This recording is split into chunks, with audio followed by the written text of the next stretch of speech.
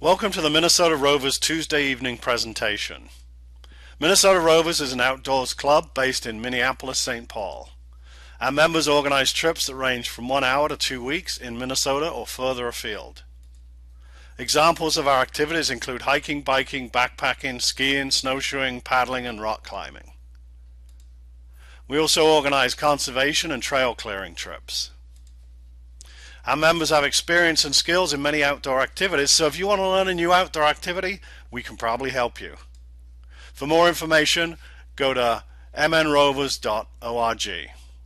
Now let's move on to this week's presentation. Tonight, you're here to hear from David Byrne as he talks about his experience as a teen cycling the world from 1975 to 1977.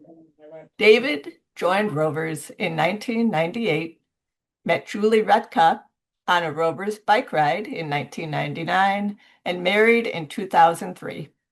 Julie and David recycled the world from 2009 to 2011. Please welcome tonight's speaker, David Byrne.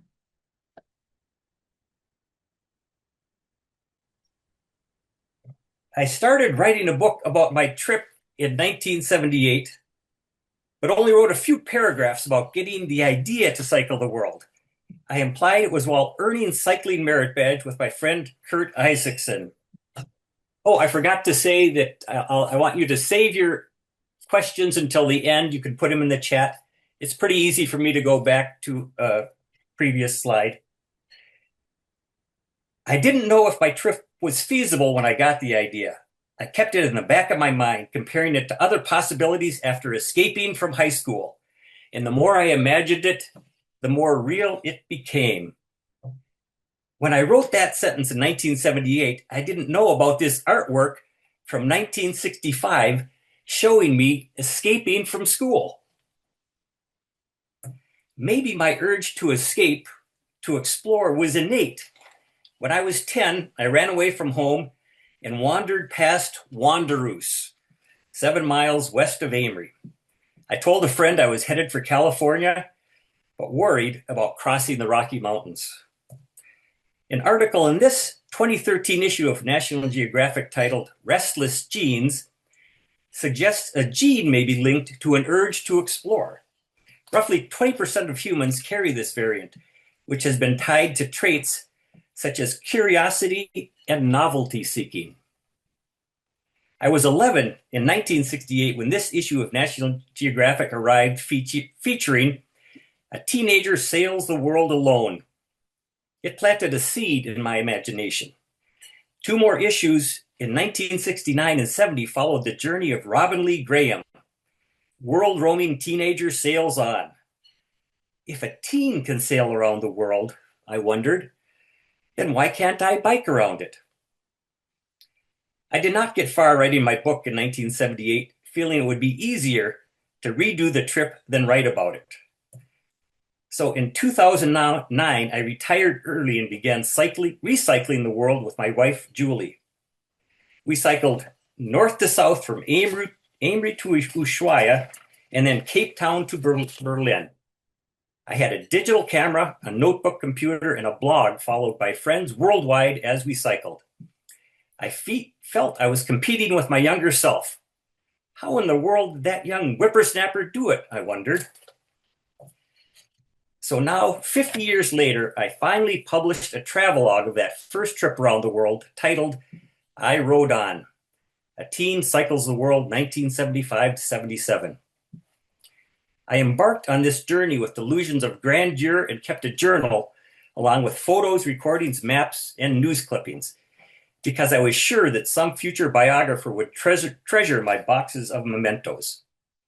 I did achieve minor celebrity status upon my return home before Christmas in 1977 and charged $100 to do slide presentations in 1978. I agonized over camera and film problems, yet I don't think I could have continued without taking photos. It was a way for me to share my experiences with someone because experiencing everything alone seemed so pointless. I didn't know who I would share them with, but doing slideshows like this one makes my journey seem worthwhile. Those boxes of mementos waited for me in the dark recesses of my closet. I'd managed to keep them safe and dry through multiple changes of address over the past 5 decades. I finally opened them up to find out what's in there. And I'd like to point out that the author, the journalist who wrote this article for the Red Warrior, is in on the Zoom tonight.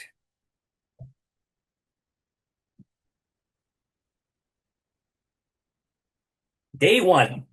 I left home on July 15th, 1975 to pedal down our driveway and around the world. I cycled east through Europe, Asia, and back to North America through 29 countries in 29 months. The youth hostel in Morecambe, Scotland. I usually stayed in youth hostels while in Europe for about $2 a night, cheaper than a campsite. My German companion at the Ballygolly hostel in Northern Ireland, who I biked with for 2 days. On day 40, I'm crossing the Carrick-a-Reid rope bridge in County Antrim. Slieve League is in the clouds along the coast of Donegal. A Donegal milkman. Ireland was one of the poorest countries in Europe in 1975. Today, it is one of the wealthiest. Larry Byrne and his daughter Margaret are distant relatives of mine who I stayed with in Rathdangan, Ireland. Hundreds of bathhouses along the beach in Brighton, England. A beefeater or yeoman warder at the Tower of London. On day 69, I'm writing a letter home at Beachy Head, England. A Notre Dame gargoyle in Paris. See the Eiffel Tower? The Neuschwanstein Castle in the Bavarian Alps, Germany. I took a train to the top of the Zugspitze, the highest mountain in Germany. In the Mezzocorona, the town of Mezzocorona lies across the Adige River in Italy. Fishermen in a boat on the flooded Krnojevica River in Yugoslavia, the only communist country I visited. An old woman on a horse on the road to Delphi, Greece, and a donkey next to a windmill overlooking the whitewashed town of Mykonos on a small Greek island in the Aegean Sea. The Sultanahmet Mosque lies across the Bosporus, a narrow strait that divides Europe and Asia in Istanbul, Turkey. An old Turk drinking salep, a concoction of milk and ground orchid bulbs that is supposed to increase virility. On day 179, I was invited into a Turkish home to eat halva, a dessert they were brewing in a large kettle outside. When I stopped to ask what's cooking, Sukru Uyar invited me in for tea. Do you see any women in this photo? A vendor near Antalya selling a tatli sweet. I ate a lot of sweets and acquired a potbelly while cycling through West Asia. Tahsin Merdin from Gundogdu Koyu and his friend were out hunting. The village of Atarib in Syria, where I spent the night. The cone-shaped huts are made of mud reinforced with straw, and the tower on the left is a minaret rising above a mosque. Mashur is playing a one-stringed rebab in El Hamidiya, Jordan. And this is his tattooed wife and daughter, Muntaz. They are Bedouin Arabs. The bike on the endless road through the desert in Jordan, 800 more miles to Kuwait. I biked for 100 kilometers across open desert between the border posts of Jordan and Saudi Arabia, and spent the night with this trucker who'd been waiting 5 days for a new axle. Suleiman Al Atala and friends in Ar, Saudi Arabia. An Arab smoking a hookah. Smoke from flavored tobacco called shisha is filtered through water at the bottom and out a long hose. I sailed in a dhow, like Sinbad the Sailor, from Kuwait to Khorramshahr, Iran, a country once known as Persia. Oh, and I sailed up the Euphrates River, called the Shat al-Arab. Mud buildings in the town of Katru. That man is walking out to offer me hospitality for the night. Hassan is an 81-year-old Baluchi who gave me water when I was thirsty. Baluchistan is a nation without a state, straddling the border of Iran and Pakistan. A camel caravan in a dry stream bed that is the Bolan Pass, from the high plateau of the Middle East down to the low plains of the Indus River Valley.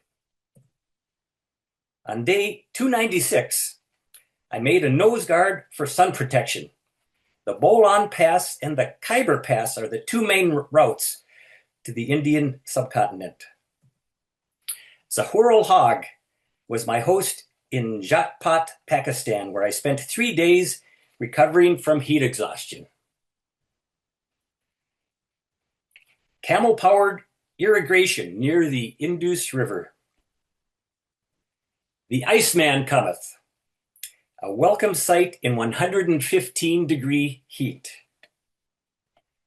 Tanveer Hussain Shah invited me to his house for a cold drink in Chichawatni.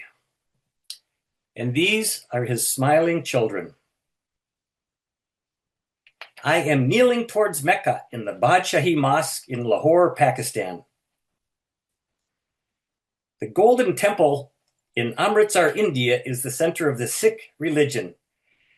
The temple is covered in gold-plated copper sheets. An old Sikh is coming to cleanse his soul in the sacred tank of Amritsar. On day 336, that's me on the left, eating in the Golden Temple dining hall where people of all social classes eat together. And children gathered around me in a crowded street in Amritsar. On day 365, Yves Fremont and I crossed paths in a Kashmir village. He was the only long-distance cyclist I met in my 2.5-year journey, having cycled from France to India before heading back home. Boys watching me cook, eat, and sleep in their schoolyard in Kashmir. Hiragovi is a sadhu on the trail to the holy Amarnath cave. Sadhus are Hindu holy men living lives of perpetual pilgrimage with few possessions, like me.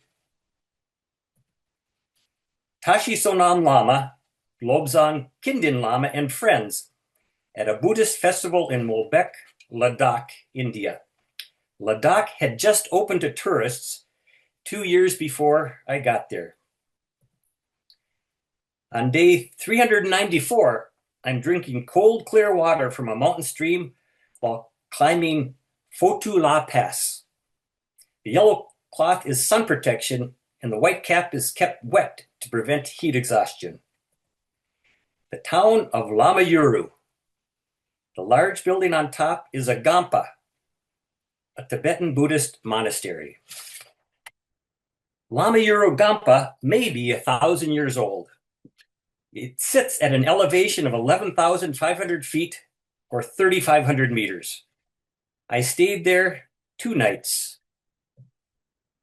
This is one of the guardians of the 4 directions, whose purpose is to keep evil spirits from entering the temple. And here the road descends over 2,000 feet down to the Indus River Valley. These are temple guard dogs at Likir Gampa, where Lobsang Tinlas Lama is holding the keys to the temple, which he opened up to show me around inside. I met a man along the road in Ladakh holding prayer beads, counting one each time he says a prayer. In the lower left corner, the stone is carved with a prayer, as are all the stones paving this mani, or prayer wall. Some of these mani walls are a kilometer long and contain over 100,000 carved prayer rocks. They are carved with the mantra of Avalokiteshvara, Om Mani Padme Hum, hence the name Mani Stone. Ladies line the street in Leh Ladakh to greet the Dalai Lama who is coming to visit Ladakh. They are wearing headdresses decorated with turquoise. A boy is waiting to greet the Dalai Lama as he visits a small school, while an oboist plays. The Dalai Lama has been in exile from Tibet since 1959. Ladakh is a district in India that borders Tibet. A pagoda built for the 6th Kala Chakra, where the Dalai Lama delivered the 3-day sermon of the Wheel of Time. Looking down the valley towards the city of Leh at 11,500 feet, with a castle on the left, the mountains of the Zanskar Range across the Indus River go up to over 20,000 feet, or 6,000 meters. On day 419, I cycled up Kardungla Pass above Leh, the world's highest motorable pass, at 18,380 feet. The road was new that year. So I thought I might be the first one to bike to the highest elevation ever. But I failed to reach the top and turned back here at 17,000 feet after walking my bike 3 kilometers in the snow. But this was still the high point of my trip. A man is playing cymbals at Dussehra, the festival of the gods, to the sound of horns blowing in Kulu, Himachal Pradesh, India. A crowded ferry being pulled across the Yamuna River at Vrindavan. Women carrying water from the village well between Vrindavan and Radhakund in Uttar Pradesh. Gotri is carrying clay water jugs, which have now been replaced by 5-gallon plastic jugs, being lighter and unbreakable. The roll of film I took of the Taj Mahal never made it home. So all I can show you is this close-up of a white marble wall inlaid with semi-precious stones. On day 474, this is the dhaba, or tea house along the road where I slept on the floor.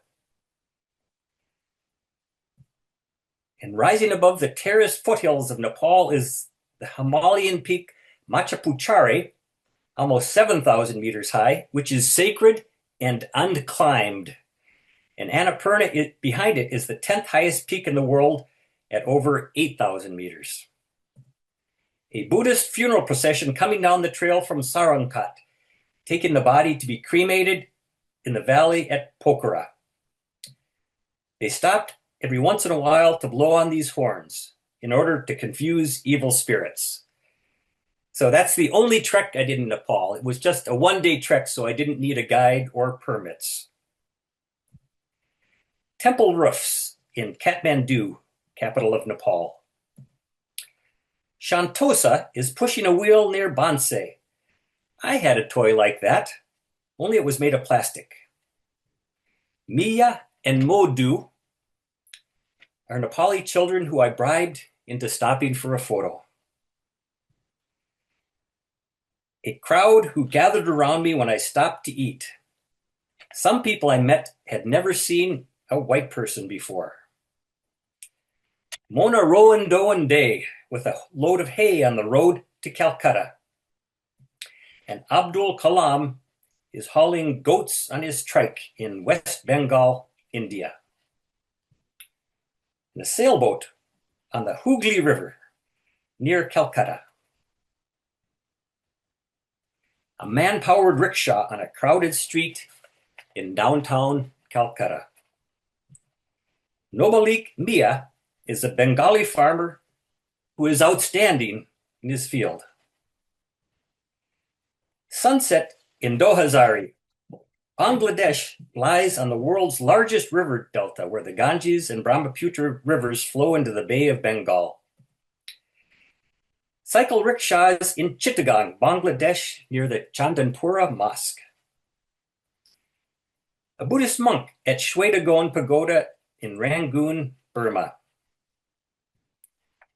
Ma Kin Yong is selling snacks in the back of a truck being used as a bus in Burma, now called Myanmar.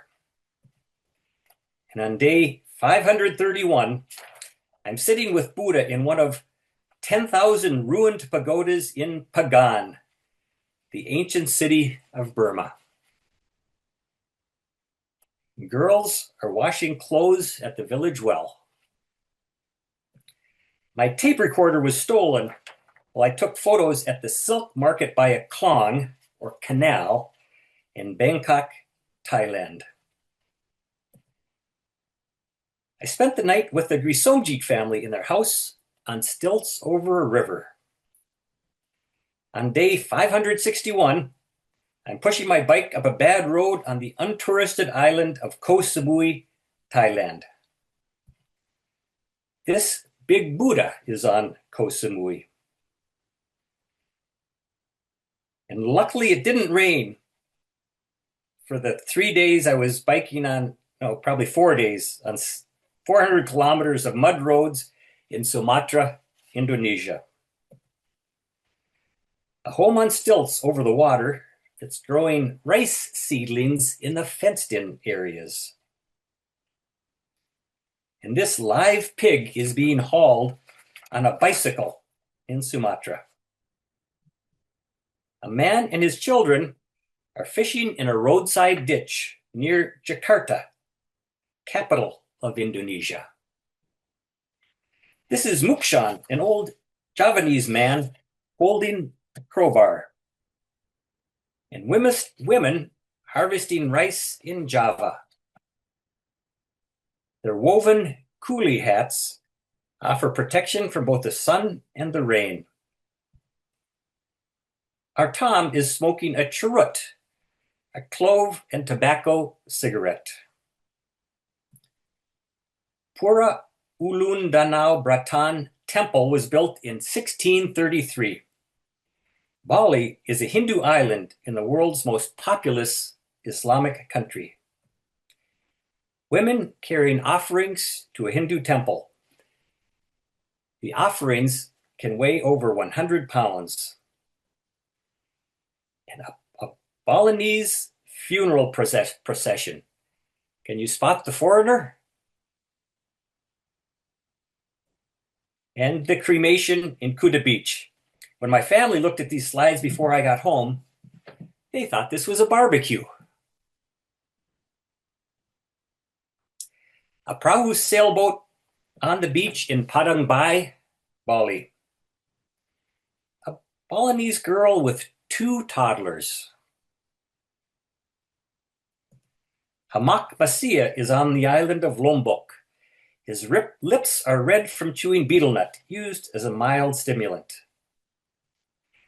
I took many boat trips during the 8 months I spent cycling through Southeast Asia. Here's my bike on the launch from Singapore to Tanjung Pinang, an island 4 hours south. A fellow passenger is in my hammock on the deck of the boat on the 44-hour journey from Bima, Sumbawa to Makassar, Sulawesi. And it was constantly rocking. I slept in my hammock on deck and don't feel so good sometimes. I slept badly the second night. I'm sleeping on and off all day and night, watching the stars go round, the moon rise, and Venus set. The locals on the boat are all seasick, staying in the cramped and stinking cabin all the time.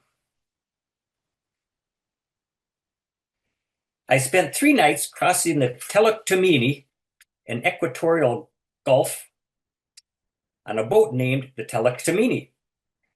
I decided to set up my hammock. While walking on deck, I grabbed a guy wire too high when the boat rocked and gashed the palm of my hand below my left little finger. I saw the flesh inside and ran for my mercurochrome after putting a bandage on. The pain is not too great, but later that night, the pain was almost unbearable. My circuitous route through Southeast Asia. The blue line is by bike, red is airplane, and green is boat. And here is where I crossed the equator on the Teluktamini. Women selling hats in the bazaar of Rante Pau on the island of Sulawesi, once called Celebes. And the son of a hat seller. That's one of my favorite photos. And these little piggies went to market. The Mayon volcano near Legazpi in the Philippines, it erupts about every 10 years. Here's a woman drying grain on the new concrete freeway. The unfinished highway ends in mud just ahead. And a monument marking where General MacArthur returned to liberate the Philippines from the Japanese in World War II. Balariano Almarol is a Filipino farmer riding on a carabao, a type of water buffalo. And another farmer working his rice paddy with a carabao. This Filipino had a nice grin when I first passed him. I met Glory and Glory along the road near Cotabato, Mindanao. And Manuela is smoking a stogie.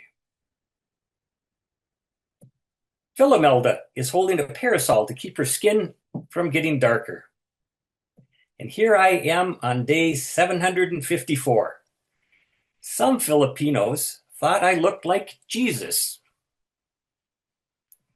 A 91-year-old man near Kenting, Taiwan. And morning mist and clouds high up in the mountains of Alisan, Taiwan. I met Chuang Dai-ling in Alisan and developed a crush on her. I stayed with her family in Taipei, the capital of Taiwan. 3 days before I met Dai-ling, I wrote myself this note. I must be careful. I'm too susceptible to falling in love.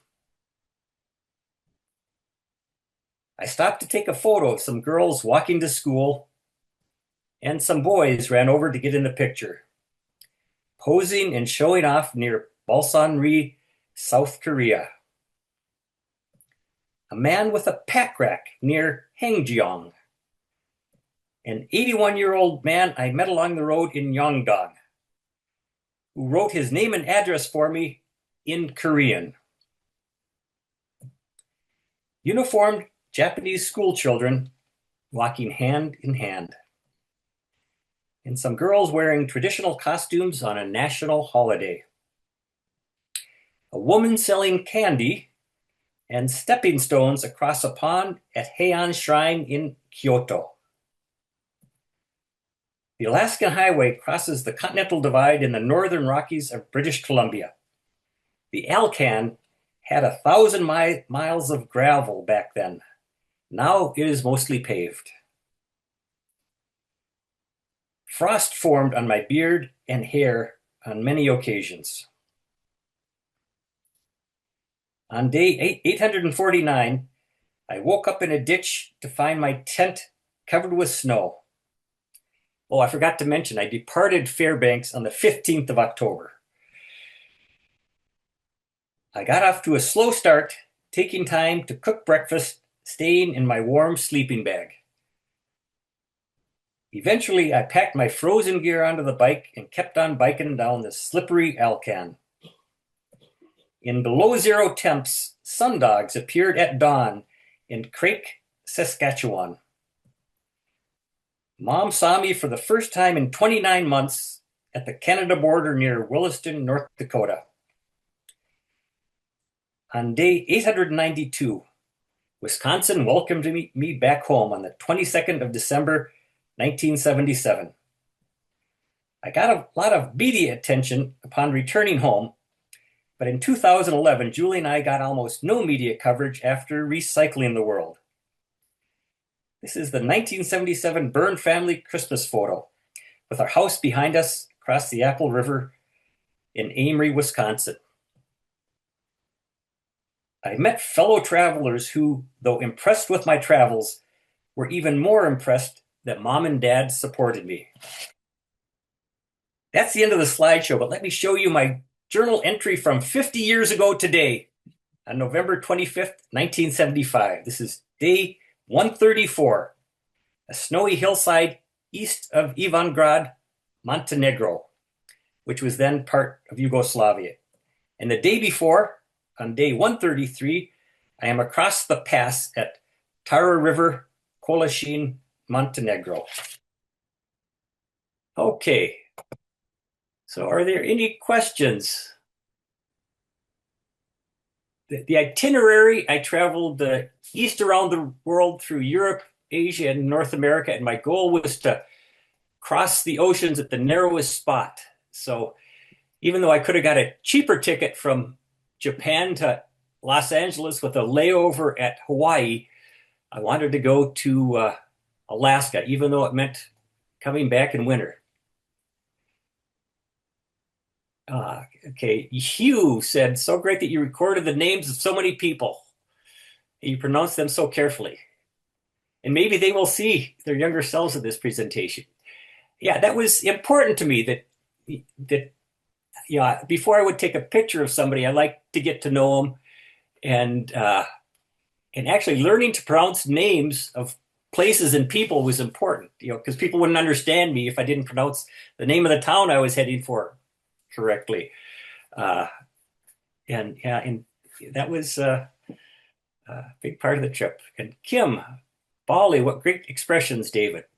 Worldwide adventure. And Audrey, where did you find water in the drier parts of your journey? Well, I often got thirsty. In fact, I didn't realize, I think until going through my journal over the last few years, that probably the most dangerous was when I suffered from heat exhaustion in Pakistan, where temps get to 115 degrees and the water wasn't safe to drink. And I ran out of my Halazone water purification tablets. So, yeah, that was, finding water, that was, I probably got pretty, in some dangerous situations by not having water. Oh, what kind of bike? I had a Schwinn Sports Tourer, which was, a step up from the varsity Continental in the line. It was at the time in the 1970s. It was a $200 bike, and I know from the dollar back then, you should multiply it by about 5 or 6. So that would be equivalent of a $1,000 bike today. David, there's a related question. Yes. A little bit farther down. How did you decide on your bike and gear? Any mechanical problems on the route? And how did you solve them? Well, problem solving, I like the challenge of problem solving, and that was a constant, problems to be solved. The bike, what I was looking for before I left, I was most important in a wide gear ratio. So I had a low gear and a high gear. That's what I was looking for in the bike I got. And back then there weren't 15 speeds, or at least not that I knew of. So it was a 10 speed with a wide gear ratio. It meant a very heavy Campagnolo derailleur, but it had to be heavy to handle that the change from the high gear to the low gear. And the biggest mechanical problem I had was on day 5 of the trip in the UP of Michigan, when I overshifted and the chain got into the spokes and broke 5 spokes right next to each other. And I had to hitchhike into Sault Ste. Marie to get it fixed. It happened because the bike came with a spoke protector, but I read in some bicycling magazine that you don't need a spoke protector, just adds extra weight. But after that, breaking 5 spokes in a row, I got a new spoke protector and put it on. And what were the other parts of that question? How did you decide on your bike and gear? Yeah. Yeah. Oh, there it is. And yeah, and there was another time when I was in Sulawesi, one of the most remote places I went to, and my rim cracked, and I was a ways away from a town that had any kind of a bike shop, so I epoxied my rim back together, which kind of worked. And my plan was that I would just walk my bike then and not ride it. But I see in my journal on the next day, I was riding it. So I must have thought it would handle my weight. But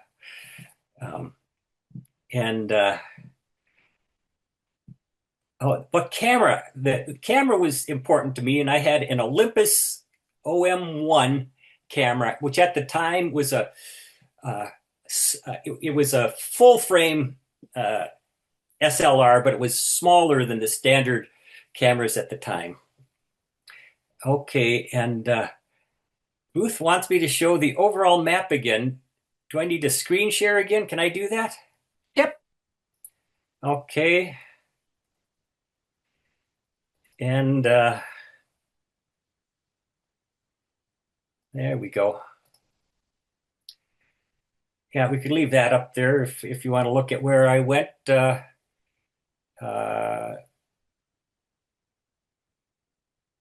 I say I cycled overland all the way from Calais to Singapore, except for Burma. They wouldn't let me take my bike through the border in Burma. And then I spent another several months biking through the islands and peninsulas of Eastern Asia. Jim has a question. Okay. How'd you deal with culture shock? Okay, so culture shock. If you remember, okay. So what bothered me was people staring at me all the time. Every time I stopped, crowds would stare. And in my travelogue that I wrote, I mentioned how I dealt with it. I found several samples, starting in Iran, and then especially when I got to India. And here's an example. I had stopped in a tea shop, and there'd usually be somebody who spoke English that would, you want to know where I was from, where I was going. And then this guy asked me to step outside. He said, because some people had never seen a white person before. And so the way I learned to deal with this is when a crowd would gather, I would think, well, if they're going to stare at me, I'll stare at them. So I'd pick out one person, I would stare at him. And within 5 seconds, that person would turn away. They notice I'm looking at him, they'd turn away, and then he would sink down and go to the back of the crowd, and I'd move on to my next victim. I thought, if they're going to stare at me, I'm going to stare at them. And somehow that helped me deal with that, in India, they have different standards for, personal space. There's people everywhere in India. I would get a flat tire and stop, and a crowd would gather. And it happened one time, got a flat tire. It was late in the day, got a flat tire. People gathered around me, and somebody invited me to spend the night with them. I thought, maybe I should try that someday. If I'm looking for a place to stay, get a flat tire or pretend to get one and see if a crowd gathers and somebody invites me. I never did that, but I thought, maybe that would be one ploy to garner some pity and get a place to stay for the night. And really, I thought people offered me hospitality is what made the trip possible, and I think, being young, people, I think didn't try to take advantage of me too often. So, any more questions? There are several still more in the chat there. I think What's that? you left off with Bob Jarvis, maybe? Yeah, there's a lot in the chat. Okay, because when I have the screen here, I can't see it. Why don't you bring your camera in? But David, it's going to echo. Well, just read them to me from there. Sure, I can read it if you Yeah. want. Yeah. Bob is wondering, was that a canvas tent and how much weight were you carrying? Yeah, how much weight? I carried less weight than the French cyclist I met. I think I mentioned in my notes that he carried about 100 pounds, including the weight of the bike, and mine was more like 75 pounds. The bike itself was over 30 pounds.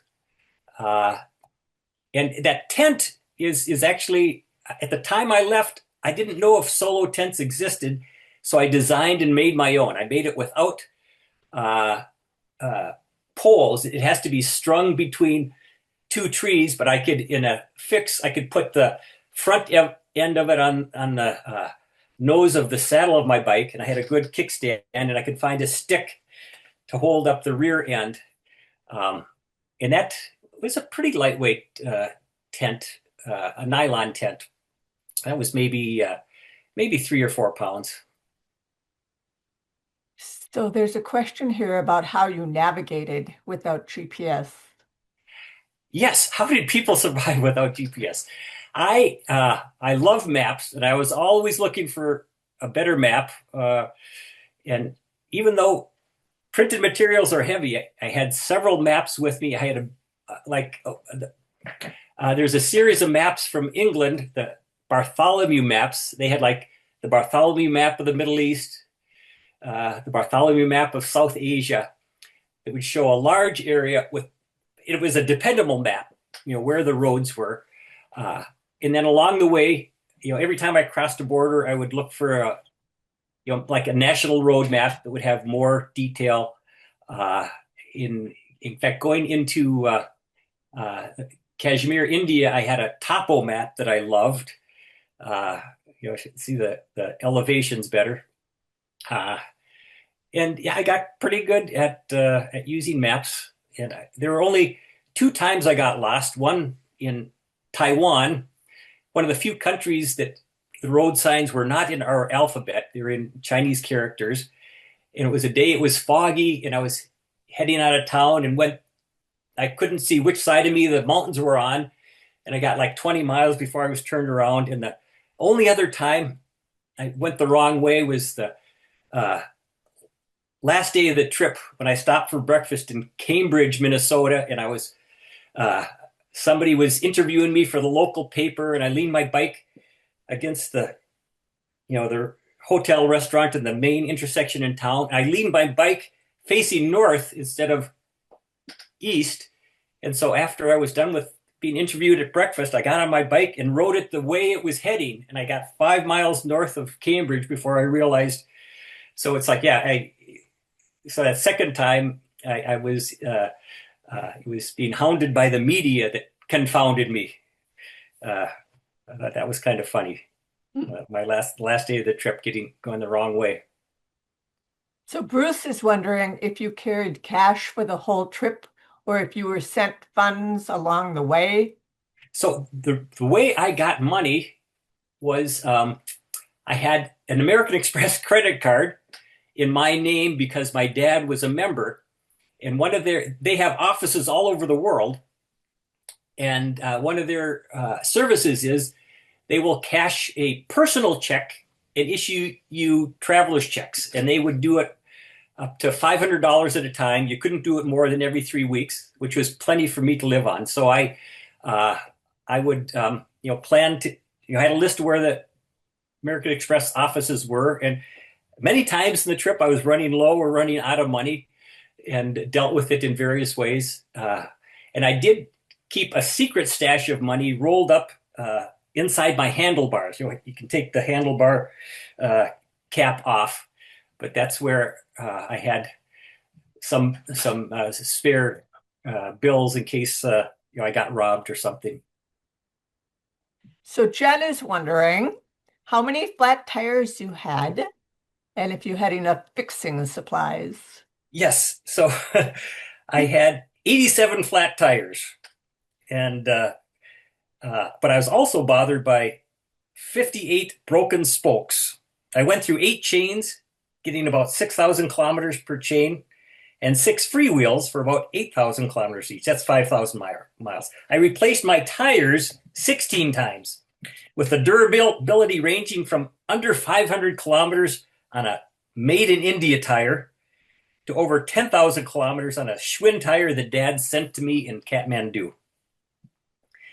And I have a letter he sent with that where he complained about it cost more to ship it there than the tire was worth, and he hoped I really needed it. But I think that statistic proved that I needed better tires than I can get that were made in India. So Kim is wondering what motivated you on this monumental sojourn? Well, that's one thing I've been trying to figure out. At the beginning, I talked about in my previous slideshows. I said, well, I got the idea earning cycling merit badge. I loved exploring, the great paved country roads of western Wisconsin and the independence. This is starting at 11 years old, 12, maybe 12 or 13 when I got cycling merit badge. 5 years before, or 4 years before we could get our driver's license and get that freedom, and just being able to go to towns around Amory, see where all the, I lived in a small farming community, so half the kids came from farms in the country, and I could see where these classmates of mine live, out in the country, and I just loved that freedom, and but looking back in trying to figure out, realizing that, I had that in the third grade. I imagined myself escaping from school, and I've recently reread Robin Lee Graham's articles and book he wrote about sailing the world alone, and he also had the same,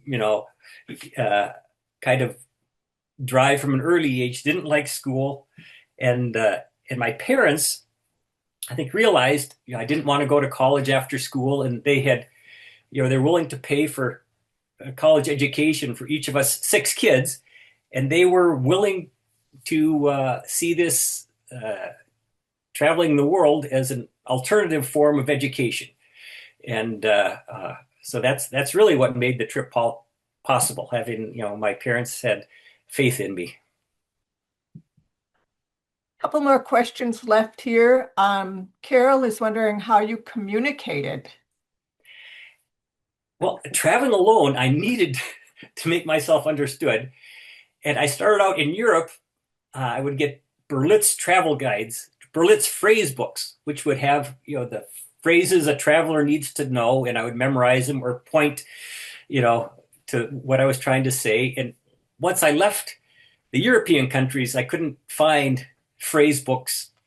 I think maybe Turkish was the first one. But everywhere I went, everywhere in the world, people are learning English, and people would want to get to know me and talk to me to practice their English. That was one incentive for inviting me to spend the night. Well, I would make a deal with them. I would, speak English to them, and I would ask them to translate. I came up with a list of words and phrases I needed to know.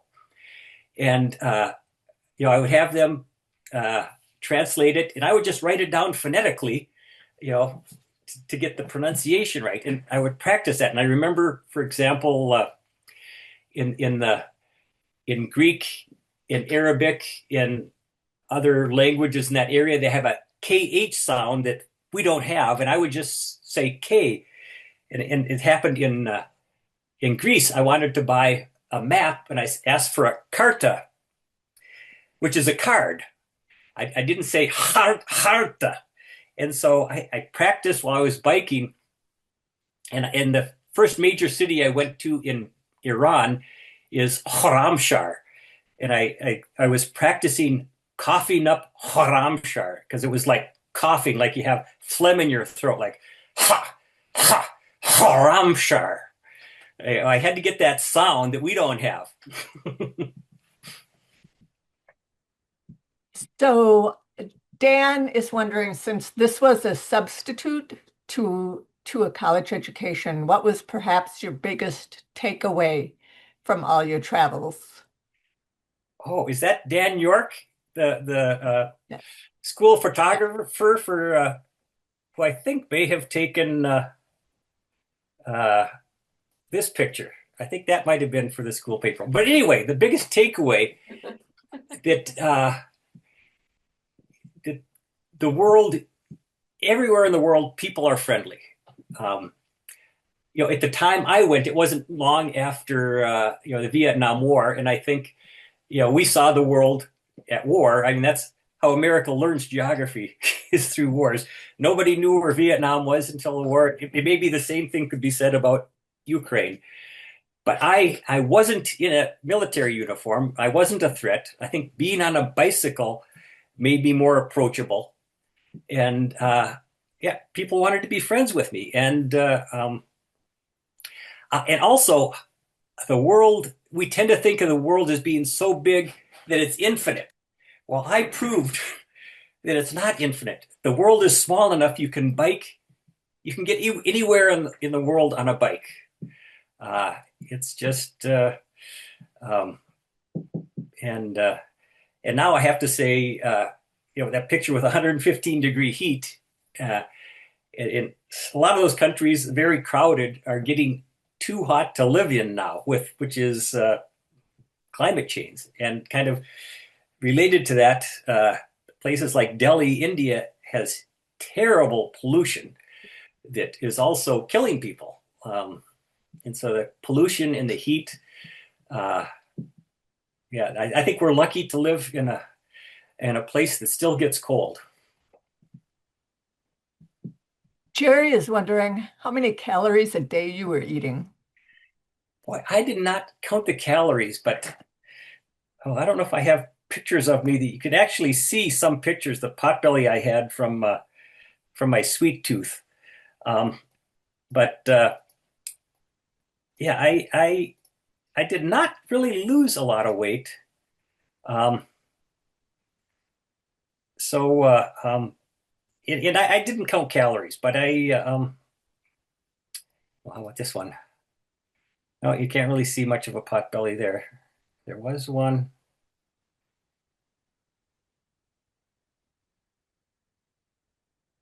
Oh, not there either. Oh, this one though, you can see the forked beard I had. That was something people in Iran told me. There's this mythical or legendary character in Persian history that has a forked beard.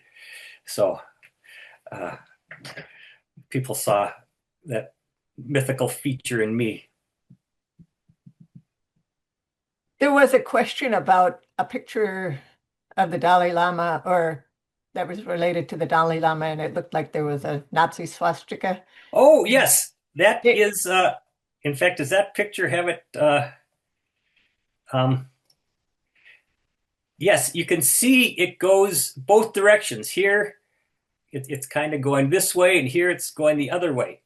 And this symbol, which it's found curiously both in Buddhist, which Buddhist, a Buddhist symbol that's thousands of years older than the Nazis, but it's also been found in North America. So there's something mystical about that symbol, and the Nazis may have chosen it because the Aryan race started in India, I think. So they really, it is. It's not a Nazi symbol. It predates the Nazis. We have one last question, it looks like. Did you ever get discouraged and think about giving up? Surprisingly, I didn't. I think I always knew that with my American Express credit card, I could hop on a plane and be home, within a few days. Almost anywhere in the world I was, being on roads or buses, I'm probably no more than a 2 or 3 day bus ride from an international airport. And I could hop on a plane and come home. So that possibility was always there. But I never seriously considered, hopping on a plane to go home. I just, I was driven. I was on a mission to complete the trip. So the rest of the comments are thanking you, incredible journey, excellent presentation. And then Margot talks about your book, giving some really good cultural context and that she loved reading it. So, Well, thank you. okay. Diane is wondering, how can we watch this again? This will be posted on YouTube. Barry has been recording it. Thank you very much, Barry. And it will probably be posted within the next week or so on the Minnesota Rovers YouTube channel. So look for it there, maybe after Thanksgiving or early next week. All right. Are there any last questions? I have a question. David, Sherry, go ahead. So David, you did this trip another time. I don't know how many years apart they were. I'm Yes. just wondering if you can compare how life changed for both you and where you went. Well, it was a totally different trip. I mean, the first trip I was alone and got lonely. And I like to say that the second trip, I found a woman. Julie and I met in Rovers. I found a woman willing to follow me to the ends of the earth on a bicycle. And it was so much better having somebody to share the trip with. And also having more resources. We, for most of the trip, we didn't even carry a tent. We found we could, make it between towns that had some kind of lodging, maybe not very fancy. And we ate out all the time. We're always going through towns. Well, there were a few times where we had to stock up, and we did buy a cheap tent through Patagonia, and again in Western Sahara we needed to camp. But most of the time we did not camp, and it was. Of course, the world had changed with cell phones and the internet. In fact, I remember thinking, and I had a blog, and actually doing the blog became an important part of the trip. Like each day, I'd think, well, how can I describe today what's happened today in the blog? And I remember thinking after doing the first trip that if I could share my adventures with somebody, because that was important to me. I thought, well, maybe I could put together a newsletter and then stop somewhere and Xerox a newsletter with photos and send it out to people. And then somebody invented the internet so I could do that. I could just have a blog and share my journey that way, or our journey with Julie. Great, thank you. All right. Are there any last questions while we have David on the call here, on the Zoom call?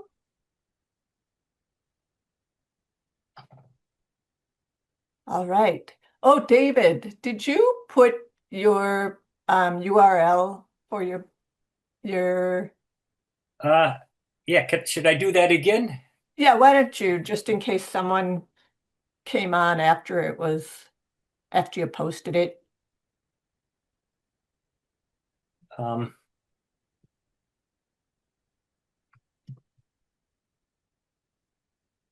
Somebody's wondering about your Okay, blog. there you go. Yeah. Good. Oh, yeah. Alan wants to know. The book is on Amazon. It is titled "I Rode on Teen Cycles the World 75 to 77." I think you can find it with either the short title or the subtitle. But be careful. There's another guy that has the same name as me, David Byrne, who's written a book called The Bicycle Diaries. That is not my book.